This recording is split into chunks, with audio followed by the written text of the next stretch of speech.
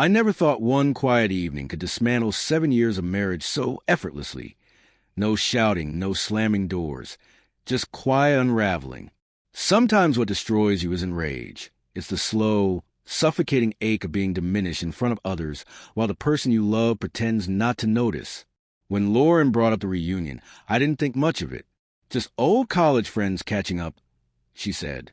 I told her to go, to have fun. She hesitated for a split second, then added, "You should come too. It'll be nice to show everyone how well we're doing." Her tone was too rehearsed, too polished, like she was trying to sell me something. Then she mentioned his name, Ethan, her college boyfriend. The ghost of an old chapter you tell yourself doesn't matter anymore. When I asked that Ethan, she nodded too quickly, like she practiced a response. "Don't make it weird," she said. I tried not to, but something in her voice settled deep beneath my ribs and stayed there.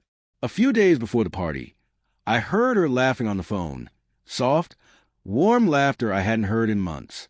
When I walked into the room, she ended the call instantly, too fast to seem natural. I'd already seen his name glowing on the screen. I said nothing. I want to believe and trust, to believe I wasn't imagining things. The night of the reunion, she spent nearly an hour getting ready. A new dress, curled hair, the perfume she rarely wore anymore. She looked stunning, and it hit me quietly. She hadn't dressed like that for me. The venue buzzed with nostalgia and laughter. Then I saw him, taller than I'd pictured, confidence radiating effortlessly. He greeted her first. Their hug lasted a little too long. Their gaze held just a little too deep. Not overtly wrong, but unmistakably intimate. When he finally turned to me, he smiled. "So, you're Daniel. She used to talk about you." I smiled back. Hope it was good. He laughed. "Mostly." Lauren glowed around him. Every shared memory, every old inside joke, every light touch on his arm when she laughed. It was like watching her step back into a version of herself I no longer belonged to. I sat there, smiling politely, gripping a drink I couldn't taste. At one point, she leaned toward me. "Are you okay?" "Sure," I said. Hard to compete with history. She gave me a small, uneasy smile and didn't deny it. Later, everyone began swapping college stories. When it was her turn, she chose their story, the one about them winning cutest couple. The room erupted with laughter. Ethan laughed. She laughed. And I sat there, pretending it didn't hit like a punch to the chest. When Ethan raised his glass to old memories, she immediately lifted hers, smiling. I didn't raise mine. I just watched. Then came the dancing. Ethan extended his hand toward her. For old time's sake, she looked at me, waiting for permission.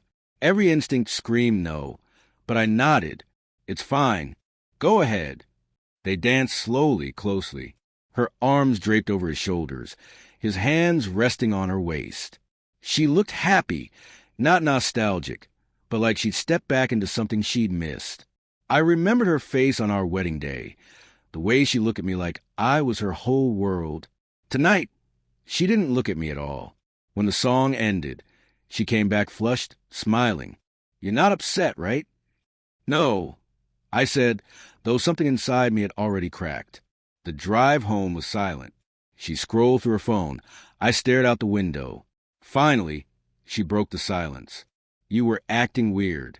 You made things awkward." I gave a short laugh. "Sorry for not being entertaining enough." She sighed. "Ethan's just part of my past. You're the one I love." But the words felt weightless, like she wanted to believe them. Not that she did. When we got home, she went straight to bed. I sat on the couch in the dark, my thoughts looping endlessly. Around midnight, I walked into the bedroom. She was asleep, her phone glowing softly beside her. A message appeared from Ethan. "It was really good seeing you tonight. You haven't changed." Her reply was recent. "You haven't either." Felt like old times. That was all. No affair. No scandal. Just the quiet truth between two lines. She still belonged to the version of herself that came before me. I wrote a note and left it on her pillow. "Lauren, last night made me face something I've been refusing to see. I've been holding on to us while you keep reaching backward. I can't fight your memories. I won't compete with the past for your happiness. So I'm choosing myself. Daniel, I left before dawn. No arguments. No broken glass. Just silence. 2 months later, I heard she called, texted. I never replied. I don't hate her. I don't love her either. I feel nothing. And maybe that's how you know the story's over. It wasn't the dance that ended us. It was the moment she stopped seeing me as someone worth defending. Because when the person who's supposed to be your safe place makes you feel small in front of others, that's where love dies. So I walked away.